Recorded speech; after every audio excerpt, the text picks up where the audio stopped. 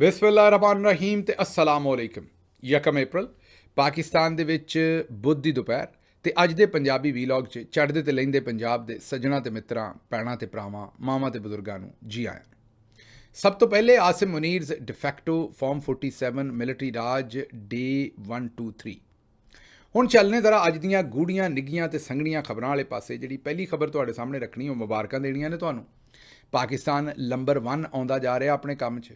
ਜਦੋਂ ਇਮਰਾਨ ਖਾਨ ਸਾਹਿਬ ਦੀ ਹਕੂਮਤ ਜਿਹੜੀ ਹੈ ਉਹ ਰੁਖਸਤ ਕੀਤੀ ਗਈ, ਉਸ ਹਕੂਮਤ ਨੂੰ ਜਿਹੜਾ ਉਹ ਗਿਰਾਇਆ ਗਿਆ। ਤੁਹਾਨੂੰ ਯਾਦ ਹੈ ਕਿ ਜਿਸ ਤਰੀਕੇ ਨਾਲ ਜਨਰਲ ਬਾਜਵਾ ਨੇ ਖਰੀਦੋ ਫਰੋਖਤ ਕਰਕੇ ਰਜੀਮ ਚੇਂਜ ਕਰਾਈ ਸੀ, ਉਸ ਵੇਲੇ ਪਾਕਿਸਤਾਨ ਦਾ ਟੋਟਲ ਕਰਜ਼ਾ 440 ਖਰਬ ਰੁਪਈਏ ਸੀ। ਇਹ ਅਪ੍ਰੈਲ 2020 ਦੀ ਗੱਲ ਅਸੀਂ ਕਰ ਰਹੇ ਹਾਂ। ਹੁਣ ਫਿਰ ਅਪ੍ਰੈਲ ਆ ਗਿਆ ਹੈ ਦੁਬਾਰਾ। 9 ਅਪ੍ਰੈਲ ਨੂੰ ਜ਼ਾਹਿਰ ਹੈ ਇਹ ਵੇਲਾ ਪੂਰਾ ਹੋ ਜਾਣਾ ਹੈ। ਇਸ ਵੇਲੇ 4 ਸਾਲ ਪੂਰੇ ਹੋ ਜਾਣੇ ਨੇ ਹਕੂਮਤ ਸੁੱਟੀ ਹੋਈ ਨੂੰ। ਬਹਰਹਾਲ ਇਹ ਜਿਹੜਾ ਅਪ੍ਰੈਲ 2022 ਦੇ ਵਿੱਚ ਪਾਕਿਸਤਾਨ ਦਾ ਮਜਬੂਰੀ ਕਰਜ਼ਾ ਜਿਹੜਾ ਹੈ ਉਹ 440 ਖਰਬ ਰੁਪਈਏ ਸੀ ਅਤੇ ਹੁਣ ਉਹ ਵੱਧ ਕੇ 805 ਖਰਬ ਰੁਪਈਏ ਹੋ ਗਿਆ। ਟ੍ਰਿਲੀਅਨ ਰੁਪੀਜ਼ ਦੀ ਗੱਲ ਕਰ ਰਹੇ ਹਾਂ। ਉਸ ਵੇਲੇ ਪਾਕਿਸਤਾਨ ਦਾ ਬੈਰੂਨੀ ਕਰਜ਼ਾ 440 ਟ੍ਰਿਲੀਅਨ ਰੁਪੀਜ਼ ਸੀ। ਇਹ ਪਾਕਿਸਤਾਨ ਦਾ ਕਰਜ਼ਾ ਸੀ ਕੋਈ 75 ਸਾਲਾਂ ਦੇ ਵਿੱਚ, ਅਤੇ ਹੁਣ ਇਹ 78-79 ਸਾਲਾਂ ਦੇ ਵਿੱਚ ਜਿਹੜਾ ਕਰਜ਼ਾ 75 ਸਾਲਾਂ 'ਚ ਸੀ ਉਹ ਇੱਕ ਪਾਸੇ, ਅਤੇ ਇਹ ਜਿਹੜੇ ਅਗਲੇ 4 ਸਾਲ ਜਾਂ 3 ਸਾਲ ਨੇ, 3 ਸਾਲ ਦਾ ਇਹ ਤੁਹਾਨੂੰ ਨੰਬਰ ਦੇ ਰਹੇ। ਇਹ ਚੌਥੇ ਸਾਲ ਦੇ ਵਿੱਚ ਇਹਦੇ ਵਿੱਚ ਹੋਰ ਗੱਲਬਾਤ ਪਏਗੀ, ਮਤਲਬ ਹੋਰ ਕਰਜ਼ਾ ਪਏਗਾ ਔਰ ਭਾਰਾ ਕਰਜ਼ਾ ਪਏਗਾ।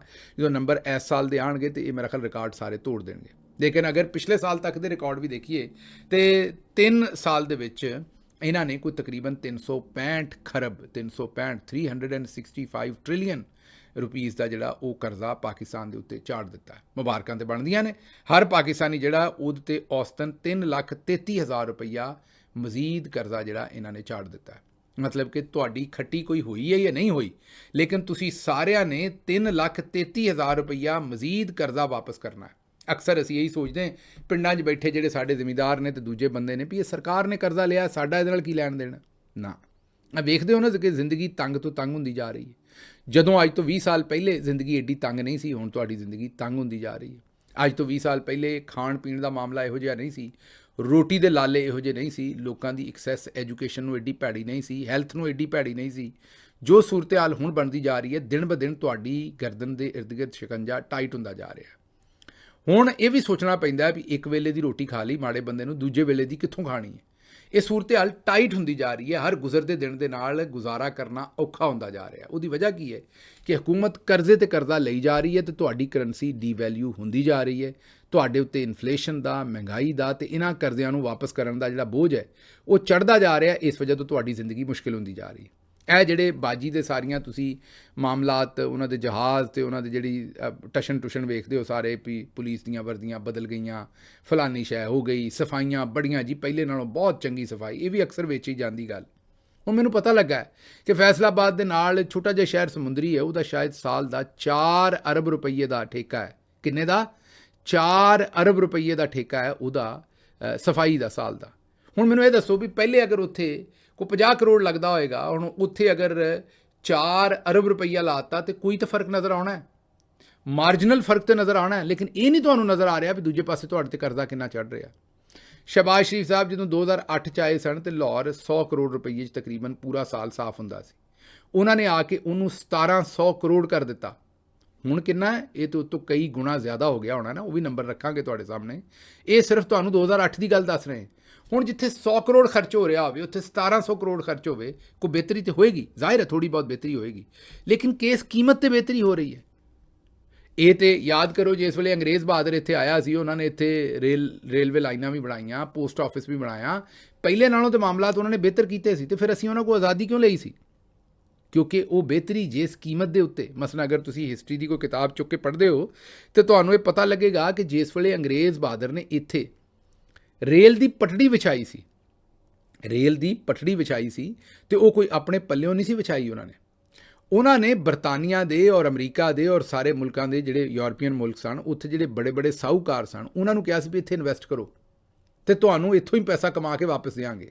ਜਿਵੇਂ ਹੁਣ ਤੁਸੀਂ ਡੇਵੋ ਵਾਲਿਆਂ ਕੋਲੋਂ ਮੋਟਰਵੇ ਬਣਵਾਈ ਜਾਂ ਹੋਰ ਪ੍ਰੋਜੈਕਟ ਬਣਦੇ ਨੇ, ਜਾਂ ਚਾਈਨਾ ਦੇ ਇਨਵੈਸਟਰ ਆ ਕੇ ਇੱਥੇ ਬਿਜਲੀ ਘਰ ਲਾਉਂਦੇ ਨੇ, ਉਸ ਤੋਂ ਬਾਅਦ ਉਹ ਆਪਣਾ ਪੈਸਾ ਵਾਪਸ ਲੈ ਕੇ ਜਾਂਦੇ ਨੇ।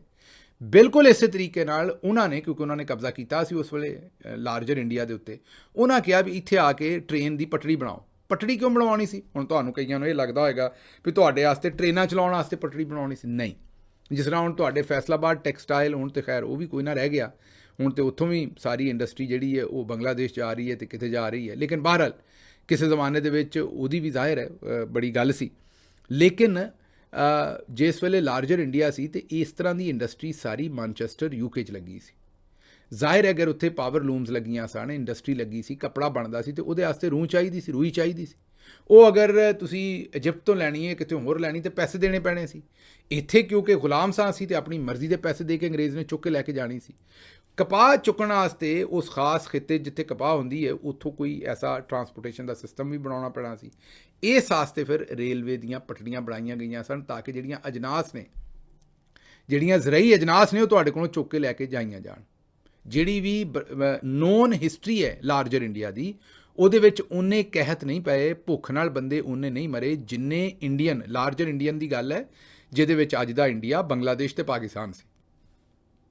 ਇਹਨਾਂ ਦੀ ਜਿਹੜੀ ਨੋਨ ਹਿਸਟਰੀ ਹੈ ਉਹਦੇ ਵਿੱਚ ਇੰਨੇ ਅਰਸੇ 'ਚ ਇੰਨੇ ਕਹਿਤ ਨਹੀਂ ਪਏ ਜਿੰਨੇ ਕਹਿਤ ਜਿਹੜੇ ਨੇ ਉਹ ਬਰਤਾਨੀਆ ਦਾ ਜਿਹੜਾ ਰਾਜ ਸੀ ਉਹਦੇ ਦਰਮਿਆਨ ਇਸ ਇਲਾਕੇ 'ਚ ਪਏ ਸਨ। ਵਜ੍ਹਾ ਕੀ ਸੀ? ਵਜ੍ਹਾ ਇਹ ਸੀ ਕਿ ਇੱਥੇ ਕਣਕ ਨਹੀਂ ਸੀ ਹੁੰਦੀ, ਜਾਂ ਆਬਾਦੀ ਬਹੁਤੀ ਸੀ ਔਰ ਕਣਕ ਘੱਟ ਸੀ, ਜਾਂ ਜਿਹੜਾ ਗੱਲਾ ਸੀ ਉਹ ਘੱਟ ਸੀ, ਜਾਂ ਅਜਨਾਸ ਘੱਟ ਸਨ। ਨਹੀਂ, ਉਹ ਇੱਥੋਂ ਚੁੱਕ ਕੇ ਲੈ ਜਾਂਦੇ ਸਨ ਸਾਰੇ। ਔਰ ਵਿੰਸਟਨ ਚਰਚਲ ਸਾਹਿਬ ਦੇ ਬਾਰੇ ਤੇ ਇੱਕ ਉਹਨਾਂ ਦਾ ਜਿਹੜਾ ਫਿਕਰਾ ਹੈ ਉਹ ਕਿਹਾ ਜਾਂਦਾ ਹੈ ਕਿ ਇਹਨਾਂ ਨੂੰ ਮਰਨ ਦਿਓ, ਇਹ ਖਰਗੋਸ਼ਾਂ ਤਰ੍ਹਾਂ ਲਾਰਜਰ ਇੰਡੀਆ ਜਿਹੜਾ ਹੈ, ਜਿਹਦੇ 'ਚ ਅਸੀਂ ਵੀ ਸਾਂ, ਬੰਗਲਾਦੇਸ਼ ਵੀ ਸੀ, ਲਾਰਜਰ ਇੰਡੀਆ ਵੀ ਸੀ, ਇਹ ਖਰਗੋਸ਼ਾਂ ਤਰ੍ਹਾਂ ਬੱਚੇ ਪੈਦਾ ਕਰੀ ਜਾਂਦੇ ਨੇ, ਕੋਈ ਗੱਲ ਨਹੀਂ, ਭੁੱਖ ਨਾਲ ਮਰਨ ਨਹੀਂ ਲੱਗੇ। ਮਤਲਬ ਉਹ ਇੱਥੋਂ ਸਾਰੀ ਕਣਕ ਲੈ ਜਾਂਦੇ ਸਨ।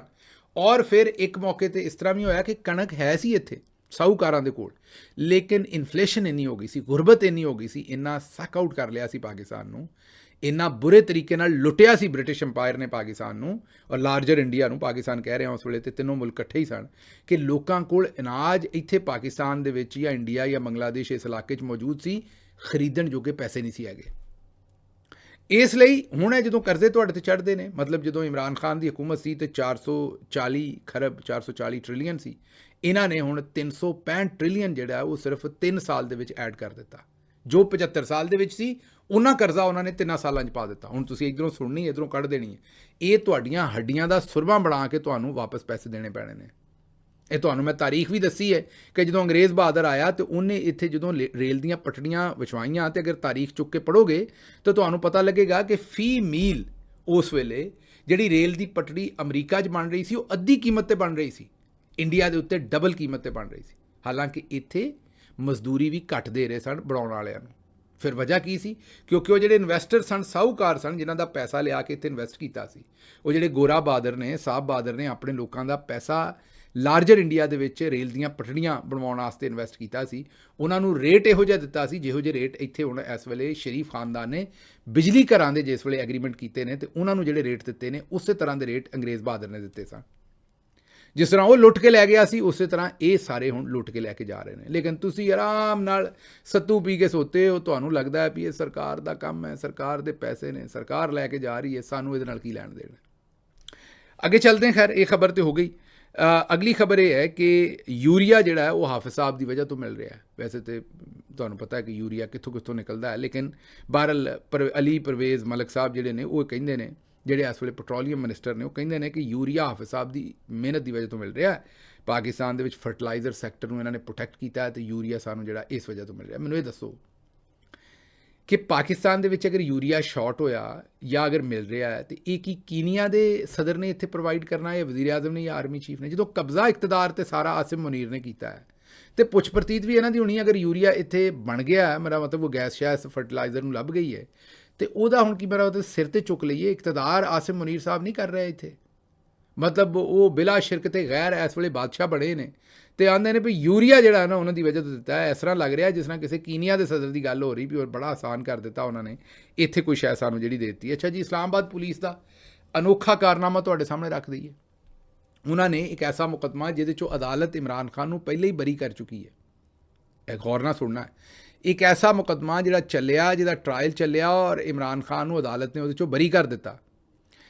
ਜਿਹੜੀ ਇਸਲਾਮਾਬਾਦ ਪੁਲਿਸ ਹੈ ਹੁਣ ਉਹਨਾਂ ਨੇ ਜ਼ਾਹਿਰ ਉਹ ਜ਼ਮਾਨਤ ਦੇ ਵਿੱਚ ਬਰੀ ਕੀਤਾ ਹੋਣਾ, ਜ਼ਮਾਨਤ ਦਾ ਕੇਸ ਚੱਲ ਰਿਹਾ ਹੋਣਾ, ਬਰਖਾਸਤ ਹੋ ਗਿਆ ਹੋਣਾ ਇਮਰਾਨ ਖਾਨ ਸਾਹਿਬ ਨੂੰ ਕੇਸ ਦੇ ਵਿੱਚੋਂ, ਜਿਹੜਾ ਉਹ ਉਹਨਾਂ ਨੇ ਖਾਰਿਜ ਕਰ ਦਿੱਤਾ ਹੋਣਾ ਕੇਸ ਇਮਰਾਨ ਖਾਨ ਸਾਹਿਬ ਦੀ ਹੱਦ ਤੱਕ। ਉਹਦਾ ਜਦੋਂ ਹੁਣ ਚਲਾਨ ਜਮ੍ਹਾਂ ਕਰਵਾਇਆ ਤਾਂ ਉਹਦੇ 'ਚ ਦੁਬਾਰਾ ਇਮਰਾਨ ਖਾਨ ਸਾਹਿਬ ਨੂੰ ਮੁਜਰਮ ਬਣਾ ਕੇ ਅਦਾਲਤ 'ਚ ਜਮ੍ਹਾਂ ਕਰਵਾ ਦਿੱਤਾ। ਇਹ ਕਾਨੂੰਨੀ ਤੌਰ ਤੇ ਹੋ ਨਹੀਂ ਸਕਦਾ, ਲੇਕਿਨ ਕਿਉਂਕਿ ਕੇਸ ਹੀ ਇੰਨੇ ਬਣਾ ਛੱਡੇ ਨੇ ਇਮਰਾਨ ਖਾਨ ਸਾਹਿਬ ਦੇ ਉੱਤੇ, ਕਿਉਂਕਿ ਕੇਸ ਇੰਨੇ ਸਾਰੇ ਬਣਾਏ ਨੇ ਕਿ ਪੁਲਿਸ ਨੂੰ ਵੀ ਸਮਝ ਨਹੀਂ ਆਉਂਦੀ ਵੀ ਕਿਹਦੇ 'ਚੋਂ ਬਰੀ ਹੋਏ ਨੇ ਤੇ ਕਿਹਦੇ 'ਚੋਂ ਬਰੀ ਨਹੀਂ ਹੋਏ। ਸੈਂਚਰੀਆਂ ਤੇ ਕੀਤੀਆਂ ਨੇ ਇਮਰਾਨ ਖਾਨ ਸਾਹਿਬ ਦੇ ਉੱਤੇ। ਐਸੀ ਸੂਰਤ ਹਾਲ ਦੇ ਵਿੱਚ ਉਹ ਹੁਣ ਅਦਾਲਤ ਨੇ ਪੁਲਿਸ ਵਾਲਿਆਂ ਨੂੰ ਪੁੱਛਿਆ ਵੀ ਤੁਹਾਡਾ ਦਿਮਾਗ ਠੀਕ ਹੈ, ਇਸ ਕੇਸ ਦੇ ਵਿੱਚ ਤੇ ਇਮਰਾਨ ਖਾਨ ਸਾਹਿਬ ਨੂੰ ਪਹਿਲਾਂ ਬਰੀ ਕਰ ਚੁੱਕੇ, ਤੁਸੀਂ ਫਿਰ ਲੈ ਆਏ ਹੋ। ਉਹ ਹੁਣ ਪੁਲਿਸ ਜਿਹੜਾ ਕਦੀ ਇੱਧਰ ਵੇਖੇ ਤੇ ਕਦੀ ਉੱਧਰ ਵੇਖੇ ਵੀ ਹੁਣ ਕੀ ਕਰੀਏ। ਬਹਰਹਾਲ ਉਹ ਦਾਖਲ ਦਫ਼ਤਰ ਕਰ ਦਿੱਤਾ ਉਹਨਾਂ ਨੇ ਉਸ ਕੇਸ ਨੂੰ, ਲੇਕਿਨ ਸੋਚੋ ਵੀ ਕਿੰਨੇ ਕੁ ਕੇਸ ਇਮਰਾਨ ਖਾਨ ਤੇ ਕਰ ਦਿੱਤੇ ਨੇ ਕਿ ਹੁਣ ਪੁਲਿਸ ਨੂੰ ਵੀ ਯਾਦ ਨਹੀਂ ਰਹਿੰਦਾ ਵੀ ਕਿਹੜੇ ਕੇਸ ਦੇ ਵਿੱਚ ਇਮਰਾਨ ਖਾਨ ਨੂੰ ਬਰੀ ਕੀਤਾ ਸੀ ਤੇ ਕਿਹੜੇ 'ਚ ਨਹੀਂ। ਅੱਛਾ ਜੀ, ਅਗਲੀ ਖਬਰ ਜ਼ਰਾ ਅਡਿਆਲਾ ਜੇਲ੍ਹ ਦੇ ਫੈਕਟਰੀ ਨਾਕੇ ਤੋਂ ਕੱਲ੍ਹ ਅਲੀਮਾ ਖਾਨਮ ਸਾਹਿਬਾ ਨੇ ਇੱਕ ਉੱਥੇ ਐਲਾਨ ਕੀਤਾ। ਉਹਨਾਂ ਕਿਹਾ ਅਗਲੇ ਮੰਗਲ ਨੂੰ ਉਹ ਚਾਹੁੰਦੀਆਂ ਨੇ ਕਿ ਜਿੰਨੇ ਵੀ ਪਾਰਟੀ ਦੇ ਅਹੁਦੇਦਾਰ ਨੇ, ਪੋਜੀਸ਼ਨ ਹੋਲਡਰ ਨੇ, ਉਹ ਸਾਰੇ ਆਉਣ। ਉਹਨਾਂ ਦੀ ਤਾਦਾਦ ਉਹਨਾਂ ਨੂੰ ਦੱਸੀ ਗਈ ਵੀ 5000 ਦੇ ਕਰੀਬ ਹੈ ਉਸ ਰੀਜਨ ਦੀ, ਜਿਹੜੇ ਜ਼ਿਲ੍ਹਾ ਰਾਵਲਪਿੰਡੀ। ਤੇ ਉਹਨਾਂ ਨੇ ਕਿਹਾ ਵੇਖਣੇ ਆਉਂਦੇ ਨੇ ਸਾਰੇ ਕਿ ਨਹੀਂ ਆਉਂਦੇ। ਪਹਿਲੇ ਮਰਹਲੇ 'ਚ 5000 ਆਉਣ ਨਾ, ਫਿਰ ਅੱਗੇ ਵੇਖਣੇ ਆ ਵੀ ਦੂਸਰੀ ਪਾਰਟੀ ਆਉਂਦੀ ਹੈ ਕਿ ਨਹੀਂ। ਇਹ ਹੁਣ ਇਹ ਘੋੜੇ ਦਾ ਮੈਦਾਨ ਹੈ। ਉਹਨਾਂ ਨੇ ਇਸ ਗੱਲ ਦਾ ਐਲਾਨ ਕੀਤਾ ਹੈ ਵੀ ਅਗਲੀ ਵਾਰੀ ਭੈਣਾਂ ਇਹ ਚਾਹੁੰਦੀਆਂ ਨੇ ਕਿ ਉਹਨਾਂ ਨੇ ਤਾਂ ਆਪਣੇ ਵੱਲੋਂ ਜੋ ਕਰਨਾ ਸੀ ਕਰ ਲਿਆ, ਹੁਣ ਪਾਰਟੀ ਵਾਲੇ ਵੀ ਨਿਕਲਣ, ਜਿਹੜੇ ਅਹੁਦੇਦਾਰ ਨੇ ਸਾਰੇ MPA MNA। ਮੈਂ ਤੁਹਾਨੂੰ ਉਸ ਦਿਨ ਵੀ ਕਿਹਾ ਸੀ ਵੀ ਜਿੰਨੇ ਸਾਰੇ MPA MNA ਨੇ 5-5 10-10 ਬੰਦੇ ਵੀ ਲਿਆਉਣ ਤੇ ਇੰਨੇ ਬੰਦੇ ਪੂਰੇ ਕਰ ਦੇਣਗੇ। ਲੇਕਿਨ ਮਸਲਾ ਤਾਂ ਇਹ ਹੈ ਕਿ ਉਹ ਮੇਰੇ ਕੋਲ ਨਾਂ ਨੇ, ਯਕੀਨ ਕਰੋ ਮੈਂ ਲਵਾਂ ਤੇ ਮੇਰੇ ਨਾਲ ਲੜ ਪੈਂਦੇ ਨੇ, ਨਾਰਾਜ਼ ਹੁੰਦੇ ਨੇ। ਮੇਰੇ ਕੋਲ ਤਸਵੀਰਾਂ ਨੇ, ਨਾਂ ਨੇ, ਜਿਹੜੇ MPA ਜਿਹੜੇ ਨੇ 4-4 MPA ਇੱਕ ਗੱਡੀ 'ਚ ਆਉਂਦੇ ਨੇ। ਇੱਕ MPA ਚਲਾਉਂਦਾ ਤੇ 2 ਪਿੱਛੇ ਬਹਿੰਦੇ ਨੇ ਤੇ ਇੱਕ ਅੱਗੇ ਬਹਿੰਦਾ, ਮਤਲਬ ਡਰਾਈਵਰ ਵੀ ਨਾਲ ਲੈ ਕੇ ਨਹੀਂ ਆਉਂਦੇ। 4-4 MPA ਇੱਕ ਗੱਡੀ 'ਚ ਆਉਂਦੇ ਨੇ, ਨਾਲ ਕੋਈ 2-2 ਬੰਦੇ ਵੀ ਨਹੀਂ ਬਹਾ ਕੇ ਲਿਆਉਂਦੇ। ਅੱਛਾ, ਹੁਣ ਤੁਸੀਂ ਕਹੋਗੇ ਗਿੱਲ ਸਾਹਿਬ ਕਿੱਥੋਂ? ਸਰਕਾਰ ਇਹਨਾਂ ਦੀਆਂ ਤਨਖਾਹਾਂ ਅਗਰ ਦੇਖੋ ਬੜੀਆਂ ਚੰਗੀਆਂ ਤਗੜੀਆਂ ਤਨਖਾਹਾਂ ਲੱਭ ਰਹੀਆਂ ਨੇ। ਉਹਦੇ 'ਚ ਕਮ ਅਜ਼ ਕਮ ਮਹੀਨੇ 'ਚ 2 ਵਾਰੀ ਰੱਖ ਲਓ। ਤੁਸੀਂ ਇਸ ਤਰ੍ਹਾਂ ਕਰ ਲਓ, ਵਾਰੀ ਰੱਖ ਲਓ, ਮਹੀਨੇ ਦੇ ਵਿੱਚ 1 ਵਾਰੀ ਦੀ ਵਾਰੀ ਰੱਖ ਲਓ ਯਾਰ। ਗੱਡੀ ਭਰ ਕੇ ਬੰਦਿਆਂ ਦੀ ਲੈ ਆਓ, 1 ਵਾਰੀ ਦੀ ਵਾਰੀ ਰੱਖ ਲਓ। ਲੇਕਿਨ ਇਹ ਮਹੀਨੇ 'ਚ 1 ਵਾਰੀ ਆਉਂਦੇ ਨੇ ਤੇ ਉਹ ਵੀ 4 ਬੰਦੇ ਜਿਹੜੇ ਨੇ ਉਹ ਇਕੱਠੇ ਉਹਦੀਆਂ ਤਸਵੀਰਾਂ ਖਿੱਚ ਕੇ ਲਾ ਦਿੰਦੇ ਨੇ। ਅਗਲੇ 2-4 ਹਫ਼ਤੇ ਜਿਹੜਾ ਉਹ ਗੁਜ਼ਾਰਾ ਰਹਿੰਦਾ ਇੱਕ ਗੱਡੀ 'ਚ ਬਹਿ ਕੇ। ਮੇਰੇ ਕੋਲ ਨਾਮ ਹੀ ਨੇ, ਔਰ ਕੋਈ ਛੋਟੇ ਮੋਟੇ ਬੰਦੇ ਨਹੀਂ, ਜਿਹੜੇ ਬੜੇ ਲੀਡਰਸ਼ਿਪ ਰੋਲ 'ਚ ਨੇ ਪੰਜਾਬ ਦੇ ਵਿੱਚ ਬੰਦੇ, ਉਹ ਇਹ ਹਰਕਤਾਂ ਕਰਦੇ ਨੇ। ਔਰ ਕਈ ਤੇ ਆਉਂਦੇ ਹੀ ਕੋਈ ਨਹੀਂ, ਉਹਨਾਂ ਨੇ ਤਾਂ ਕੰਮ ਹੀ ਆਪਣਾ ਸਿੱਧਾ ਰੱਖਿਆ। ਉਹਨਾਂ ਨੇ ਕਿਹਾ ਜੀ ਸਾਡਾ ਇਸ ਕੰਮ ਦੇ ਵਿੱਚ ਕੀ ਲੈਣ ਦੇਣਾ, ਤੇ ਉਹਨਾਂ ਨੇ ਤਾਂ ਉੱਥੇ ਆਉਣ ਦੀ ਕਸਮ ਖਾਧੀ ਵੀ ਅਸੀਂ ਆਉਣਾ ਹੀ ਕੋਈ ਨਹੀਂ। ਬਹਰਹਾਲ ਅਲੀਮਾ ਖਾਨਮ ਸਾਹਿਬਾ ਨੇ ਐਲਾਨ ਕੀਤਾ। ਦੇਖਦੇ ਹੁਣ ਆਉਣ ਵਾਲੇ ਦਿਨਾਂ ਦੇ ਵਿੱਚ ਇਸ ਸਾਰੇ ਮਾਮਲੇ 'ਚ ਕੀ ਹੁੰਦਾ। ਇਹ ਚੇਅਰਮੈਨ ਨੇ ਜੀ ਡਿਫੈਂਸ ਕਮੇਟੀ ਦੇ। ਡਿਫੈਂਸ ਤੁਹਾਨੂੰ ਪਤਾ ਬੜਾ ਅਹਿਮ ਸ਼ੋਭਾ ਹੁੰਦਾ। ਉਹਦੀ ਜਿਹੜੀ ਚੇਅਰਮੈਨ ਹੈ ਪਾਰਲੀਮੈਂਟ ਦੀ ਕਮੇਟੀ, ਉਹਦੇ ਚੇਅਰਮੈਨ ਨੇ, ਪੀਪਲਸ ਪਾਰਟੀ ਤੋਂ ਇਹਨਾਂ ਦਾ ਤਾਲੁਕ ਹੈ। ਇਹਨਾਂ ਦੇ ਕੋਲੋਂ ਸਹਾਫੀ ਨੇ ਪੁੱਛਿਆ ਕਿ GSP+ ਜਿਹੜਾ ਸਟੇਟਸ ਹੈ ਪਾਕਿਸਤਾਨ ਨੂੰ ਯੂਰਪ ਨੇ ਦਿੱਤਾ, ਉਹ ਕੀ ਹੁੰਦਾ। ਉਹਨਾਂ ਨੇ ਅੱਗੋਂ ਕੀ ਜਵਾਬ ਦਿੱਤਾ, ਸੁਣ ਲਓ। आप लोगों को खुशकिस्मत है कि आप पाकिस्तान में सर आपके मुताबिक GSP+ क्या है? क्या बेनिफिट है भी सही GSP+ का पाकिस्तान को या नहीं? बेनिफिट है तो क्या है आपके मुताबिक? सर देखिए, उसमें आपकी माशियत तरक्की करेगी, आपकी खर्चा पॉलिसी, उसमें तमाम एक चीज़ नहीं होती। उसमें तमाम जो हमारी कौम है वो अगर यकजा है, हमारी हुकूमत अगर सही काम कर रही है तो इंशाअल्लाह ताला आपका मुल्क इस हवाले से तरक्की करेगा। सर GSP+ का मतलब यही है सर? सर GSP+ का मतलब खत्म, उनका तो रोल ही खत्म हो चुका है। GSP+ क्या है? नहीं देखिए, GSP+ हमारे साथ तो वो ठीक भी है। उनके साथ तो जुड़ा हुआ है। वो सर GSP+ है क्या सर? आप बड़ी अहमियत है आपकी हुकूमत में, बड़ी पोजीशन है आपके पास। GSP+ है क्या वैसे? इसमें जो कर्ज़जात होते हैं, इसमें जो मुल्क की अंदरूनी हालात होते हैं, इसमें इंटेलिजेंस है, इसमें मुल्क का दिफा है, तमाम चीज़ें मिलकर ही उसके लिए GSP+ बनता है। जी चल सर, थैंक। ਇਹ ਸੁਣ ਲਿਆ ਜੀ। ਇਹਨਾਂ ਦਾ ਨਾਮ ਮਿਸਟਰ ਫਤਿਹੁੱਲਾ ਖਾਨ ਹੈ ਤੇ ਇਹ ਤਾਲੁਕ ਪੀਪਲਸ ਪਾਰਟੀ ਨਾਲ ਹੈ। ਚੇਅਰਮੈਨ ਨੇ ਡਿਫੈਂਸ ਕਮੇਟੀ ਦੇ ਪਾਰਲੀਮੈਂਟ ਦੇ ਵਿੱਚ। ਤੇ ਅੱਗੋਂ ਅੱਲਾ ਤੇਰੀ ਯਾਰੀ, ਇਹ ਸੂਰਤ ਹਾਲ ਹੈ। ਇਹੋ ਜਿਹੇ ਬੰਦੇ ਆਸਿਮ ਮੁਨੀਰ ਸਾਹਿਬ ਨੂੰ ਸਾਰੇ ਸੱਜਣ ਪਸੰਦ ਨੇ, ਔਰ ਉਹਨਾਂ ਨੇ ਪੂਰੀ ਜਿਹੜਾ ਗੁਲਸ਼ਨ ਮਹਿਫਲ ਬਾਗ ਜਿਹੜਾ ਸਜਾਇਆ ਹੈ ਨਾ, ਉਹ ਇਸ ਤਰ੍ਹਾਂ ਦੇ ਦੋਸਤਾਂ ਨੂੰ ਲਿਆ ਕੇ ਸਜਾਇਆ। ਇਹ ਬਹੁਤ ਹੀ ਜ਼ਿਆਦਾ ਪਸੰਦ ਨੇ ਆਸਿਮ ਮੁਨੀਰ ਸਾਹਿਬ ਨੂੰ ਇਸ ਤਰ੍ਹਾਂ ਦੇ ਸਾਰੇ ਦੋਸਤ। ਅੱਗੋਂ ਜਨਾਬ MF ਕਹਿੰਦੇ ਨੇ ਮੁਨੀਫ ਫਾਰੂਕ ਸਾਹਿਬ ਕਿ ਤਗੜੇ ਹੋ ਜਾਓ, ਤਿਆਰ ਹੋ ਜਾਓ। ਪੈਟਰੋਲ ਇੱਕ ਵਾਰੀ ਤੇ ਡੀਜ਼ਲ ਇੱਕ ਵਾਰੀ ਫੇਰ ਵੱਡਾ ਝਟਕਾ ਲੱਗਣ ਲੱਗਾ ਜੀ। ਉਹ ਆਉਂਦੇ ਨੇ ਕਿ ਡੀਜ਼ਲ ਤੇ ਪੈਟਰੋਲ ਦੀ ਕੀਮਤ ਨੂੰ ਇੱਕ ਹੋਰ ਜੰਪ ਆਉਣ ਵਾਲਾ ਹੈ ਤੇ ਜਿੰਨੇ ਵੀ ਸਟੇਕ ਹੋਲਡਰਸ ਨੇ ਉਹ ਕਮਰ ਬੰਨ੍ਹ ਲਓ। ਜਨਾਬ ਕਮਰ ਬੰਨੀ, ਤੁਸੀਂ ਤਾਂ ਵੈਸੇ ਹੀ ਕਮਰ ਬੰਨੀ ਹੈ, ਤੁਸੀਂ ਤੇ ਕਮਰ ਕਸ ਖਾਧੀ ਹੈ ਮੁਨੀਫ ਫਾਰੂਕ ਸਾਹਿਬ, ਤੁਸੀਂ ਤਾਂ ਕਮਰ ਬੰਨੀ ਹੈ। ਆਵਾਮ ਨੇ ਵੀ ਬੰਨੀ। ਆਵਾਮ ਹੁਣ ਕਿਹੜੇ ਪਾਸੇ ਜਾਵੇ? ਆਵਾਮ ਨੂੰ ਪਤਾ ਵੀ ਉਹਨਾਂ ਦੀ ਜਾਨ ਨਹੀਂ ਛੁੱਟਣੀ। ਇੱਕ ਪਾਸੇ ਬੱਚਿਆਂ ਦੇ ਸਕੂਲ ਬੰਦ ਕੀਤੇ ਸਨ ਕਿ ਈਰਾਨ 'ਚ ਜੰਗ ਲੱਗ ਗਈ ਹੈ ਤੇ ਔਸਟੈਰਿਟੀ ਮਤਲਬ ਕਿ ਕਿਫਾਇਤਸ਼ਾਰੀ ਕਰਨੀ ਹੈ, ਇਸ ਲਈ ਅਸੀਂ ਸਕੂਲ ਬੰਦ ਕਰ ਦਿੱਤੇ ਨੇ। ਹੁਣ ਸਕੂਲ ਖੋਲ੍ਹ ਦਿੱਤੇ ਨੇ। ਕੋਈ ਪੁੱਛੇ ਇਹਨਾਂ ਕੋਲੋਂ ਵੀ ਹੁਣ ਪਾਕਿਸਤਾਨ ਅਮੀਰ ਹੋ ਗਿਆ, ਕਰਜ਼ਾ ਘੱਟ ਹੋ ਗਿਆ, ਆਵਾਮ ਦੇ ਕੋਲ ਪੈਸਾ ਬਹੁਤਾ ਆ ਗਿਆ, ਤੁਸੀਂ ਤੇਲ ਸਸਤਾ ਕਰ ਦਿੱਤਾ, ਕੁਛ ਨਾ, ਬਲਕਿ ਹੁਣ ਇਹ ਦੱਸਣ ਡਏ ਨੇ ਕਿ ਆਉਣ ਵਾਲੇ ਦਿਨਾਂ ਦੇ ਵਿੱਚ ਤੇਲ ਜਿਹੜਾ ਉਹ ਅਸੀਂ ਮਜ਼ੀਦ ਮਹਿੰਗਾ ਕਰਨਾ, ਆਵਾਮ ਜਿਹੜੀ ਉਹ ਤਗੜੀ ਹੋ ਜਾਏ, ਆਪਣੀ ਕਮਰ ਕੱਸ ਲੈ। ਮੈਨੂੰ ਇੱਥੋਂ ਇਜਾਜ਼ਤ ਦਿਓ ਤੇ ਰੱਬ ਰੱਖ।